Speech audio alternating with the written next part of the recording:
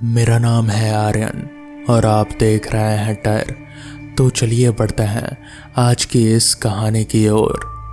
शहर के globe electronic showroom का शटर जब शुभम ने नीचे गिराया तो लोहे की भारी आवाज़ सन्नाटे को चीरते हुए गूंज उठे। शुभम के हाथ की घड़ी देखे तो रात के 10:30 बज चुके थे। आमतौर पर दुकान 9 बजे तक बंद हो जाते थे, लेकिन आज स्टॉक की चेकिंग और दिवाली के बचे हुए पेंडिंग बिलों के कारण 1.5 घंटा ज़्यादा लग गया। शुभम ने गहरी सांस ली। उसके चेहरे पर थकान साफ दिख रही थे। शहर की व्यस्त सड़कें अब पूरी तरह से खाली हो चुकी थे। ठंडी हवा के झोंके चलने शुरू हो गए थे। उसने अपनी स्प्लेंडर बाइक की किक मारी। हेडलाइट की पीली रोशनी के सामने के अंधेरे को थोड़ा चीरा। शुभम का गांव शहर से करीब 25 किलोमीटर दूर था। रोज आने जाने में उसे 45 से 50 मिनट लगते थे, लेकिन आज माहौल कुछ अलग था। जैसे ही शुभम ने शहर की सीमा छोड़ी और हाईवे पर कदम रखा, सन्नाटा और गहरा हो गया। इस रास्ते पर कोई स्ट्रीट लाइट नहीं थी। बाइक की इकलौती हेडलाइट ही अंधेरे से लड़ने का एकमात्र जरिया थे। रास्ते के दोनों तरफ ऊंचे ऊंचे पेड़ भूतिया आकृतियों की तरह खड़े थे। हवा इतनी ठंडी थी कि शुभम के हाथों में कपकपी होने लगी थी। उसने गौर किया, ना तो सामने से कोई गाड़ी आ रही थी, ना पीछे से। दूर दूर तक किसी इंसान की परछाई तक नहीं थे। यहाँ तक कि कोई आवारा कुत्ता या जानवर भी सड़क पर नजर नहीं आ रहा था। पूरा रास्ता मानो मौत की नींद सो चुका था। आज कुछ ज्यादा ही सन्नाटा है, शुभम ने खुद से बुदबुदाया और बाइक की रफ्तार थोड़ी बढ़ा दी। इंजन की आवाज़ उस खामोशी में बेहद डरावनी लग रहे थे। करीब 10 किलोमीटर का सफ़र तय करने के बाद एक तीखा मोड़ आया। वहाँ रास्ते के किनारे एक बहुत पुराना और विशाल बरगद का पेड़ था। जैसे ही बाइक की हेडलाइट उस पर पड़ी, शुभम के पैर अपने आप ब्रेक पर चले गए। पेड़ के नीचे कुछ धुंधली आकृतियाँ हरकत कर रहे थे। शुभम की धड़कनें तेज हो गईं। उसने ध्यान से देखा, वहाँ 4-5 लोग खड़े थे। उनके बीच में ज़मीन पर एक सफ़ेद कफन में लिपटी हुई लाश रखी हुई थी। वो लोग उस लाश को उठाने की तैयारी कर रहे थे, मानो शमशान ले जा रहे हों। इस वक्त रात के 11:15 बजे कौन शव यात्रा निकालता है? शायद गांव के किसी अचानक मौत हो गई होगी। हिम्मत जुटाकर शुभम ने क्लच छोड़ा और बाइक को धीरे धीरे उस भीड़ के पास से निकालने लगा। उसका इरादा चुपचाप बस वहाँ से निकल जाने का था।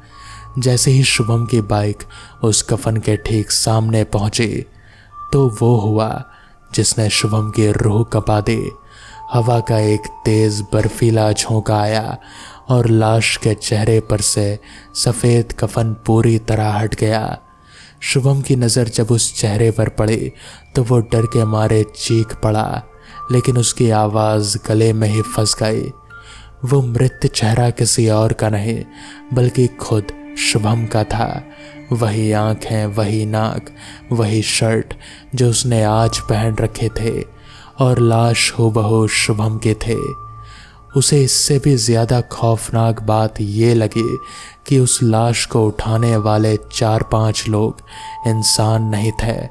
उनके चेहरे पर मांसविहीन थे, आंखें गड्ढों में धंसी हुई थी और त्वचा सड़ चुके थे। वो सब पिशाच और भूत थे।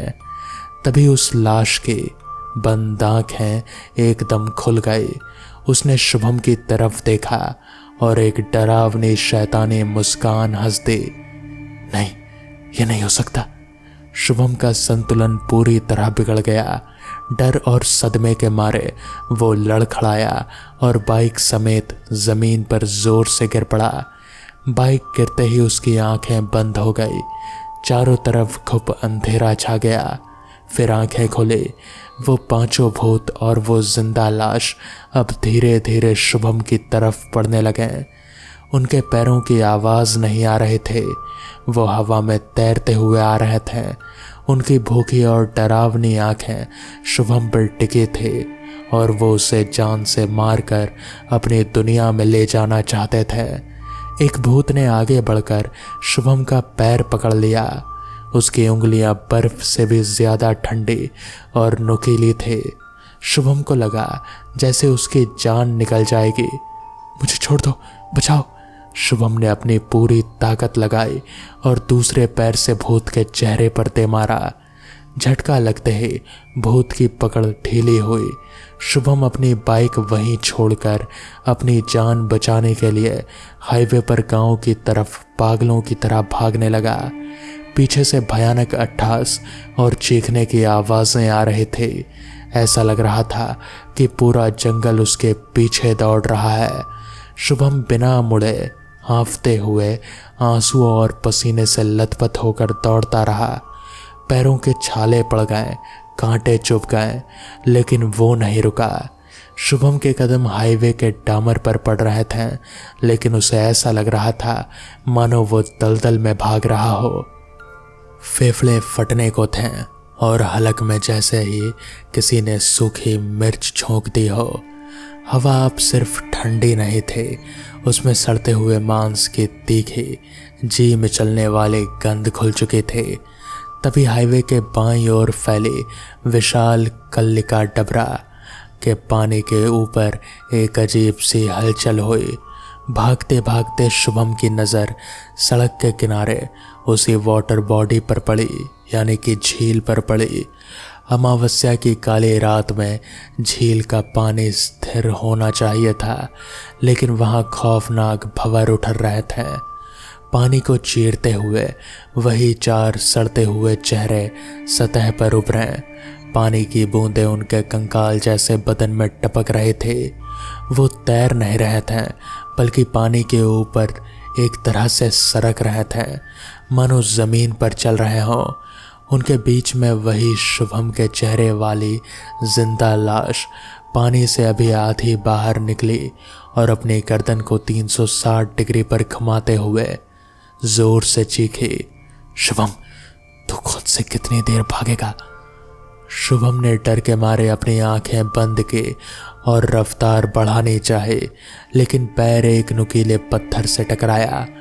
वो घुटनों के बल सड़क पर गिरा। छिलती हुई त्वचा और बहते खून के दर्द से ज्यादा खौफ उस साए का था जो हवा के झोंके की तरह उसके ठीक ऊपर आ रहा था। एक भूत ने हवा में तैरते हुए शुभम के बाल पकड़े और उसे पीछे की तरफ खींचा। शुभम का सिर सड़क से टकराने ही वाला था कि उसने अपनी पूरी ताकत समेटकर पास पड़ा एक भारी पत्थर उठाया और उस सड़ते हुए चेहरे पर दे मारा। पत्थर आर पार निकल गया जैसे वो सिर्फ काला धुआं हो, लेकिन उस झटके की पकड़ ढीली हो गई। शुभम फिर उठा और भागने लगा, लेकिन अब रास्ते पर अपनी फितरत बदल ली थी।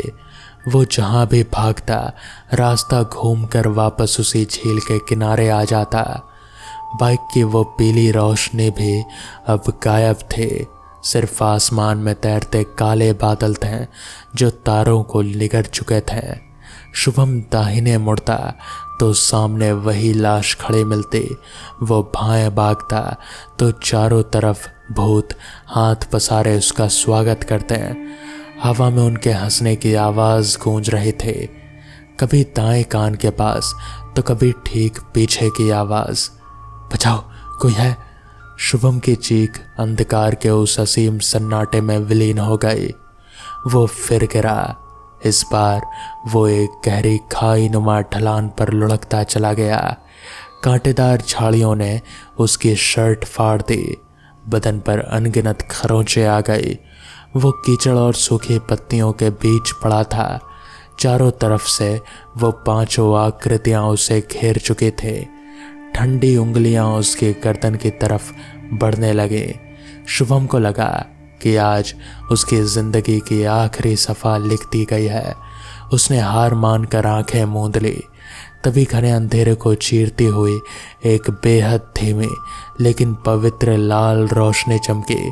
साथ ही हवा में तैरती सड़न की बदबू को कपूर की महक ने झटके में साफ कर दिया।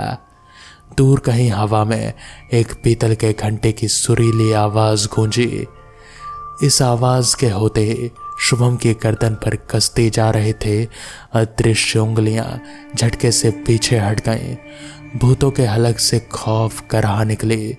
शुभम ने धुंधली आंखों से देखा, सामने कुछ ही दूरी पर बरगद और नीम के पेड़ों के झुरमुट के बीच एक छोटा सा प्राचीन शिव मंदिर था।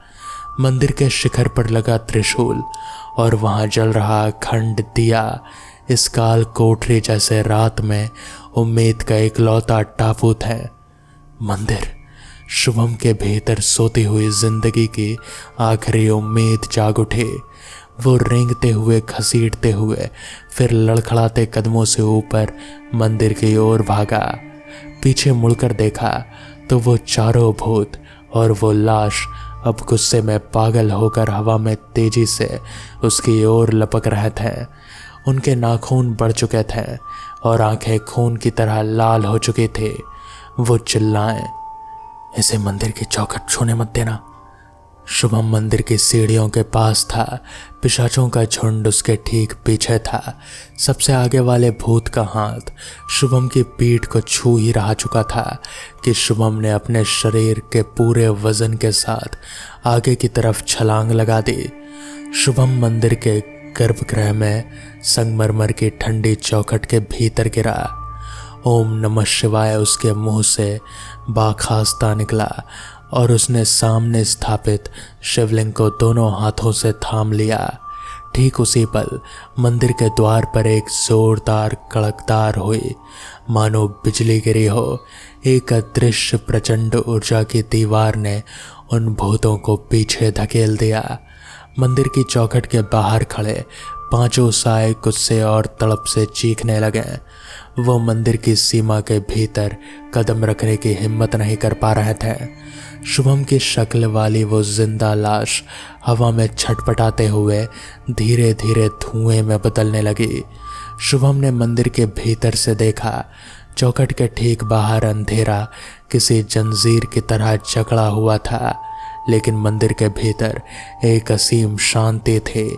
बाहर खड़े चारों पिशाचों ने शुभम को अपनी खूनी आंखों से आखिरी बार घूरा और फिर एक भयानक चीख के साथ वो वापस उसी काले सन्नाटे और झील के पानी में विलीन हो गए। सुबह की पहली किरण जब मंदिर के आंगन में पड़ी, तब तक शुभम वहीं शिवलिंग पर लिपटा पड़ा था।